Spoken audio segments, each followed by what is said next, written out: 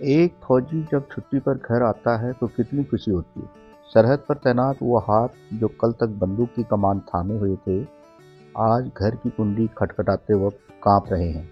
यह डर दुश्मन का नहीं, बल्कि अपनों से मिलने की बेताबी और खुशी का है, जो लफ्जों में बयान नहीं की जा सकती। जब एक फौजी छुट्टी लेकर घर आता है, तो उसकी यात्रा स्टेशन या बस स्टैंड से नहीं, बल्कि महीनों पहले उन फ़ोन कॉल से शुरू हो जाती है, जिसमें उसने घर वापसी की बात कही होती है। घर में माँ की आंखें तो सड़क पर बिछी रहती हैं, पिता का सीना गर्व से चौड़ा हो जाता है और पत्नी के चेहरे पर महीनों की थकान एक पल में मुस्कुराहट में बदल जाती है। जैसे ही वह फौजी अपने भारी पिट्ठू बैग के साथ गली में मुड़ता है, पूरे मोहल्ले को पता चल जाता है कि शेर वापस आ गया है।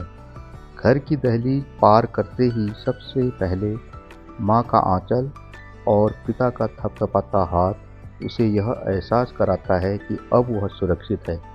वर्दी की उस सख्त तह के नीचे एक कोमल बेटा और पति छिपा होता है, जो अब अपनों के बीच में है।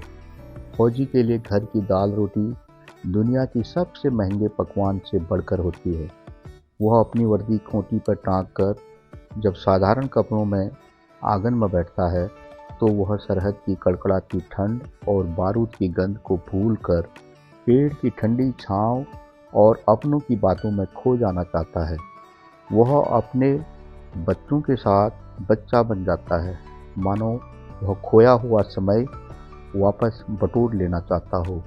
फौजी की वापसी में जितनी खुशी होती है, उसके पीछे एक मौन त्याग भी छिपा होता है। वह जानता है कि यह खुशियाँ चंद दिनों की हैं, जल्द ही उसे फिर से अपनी ड्यूटी पर लौटना होगा। लेकिन इन चंद दिनों की यादें ही उसे सरहद पर चुनौतियों से लड़ने की ताकत देती हैं। एक फौजी का घर आना यह याद दिलाता है कि देश की सीमाएं इसलिए सुरक्षित हैं, क्योंकि कोई अपना घर छोड़कर वहां खड़ा है। जब वह लौटता है तो वह सिर्फ एक इंसान नहीं, बल्कि पूरे देश का गौरव बनकर अपने आंगन में कदम रखता है। यह खुशी सिर्फ उसके परिवार की नहीं, बल्कि पूरे गांव की होती है।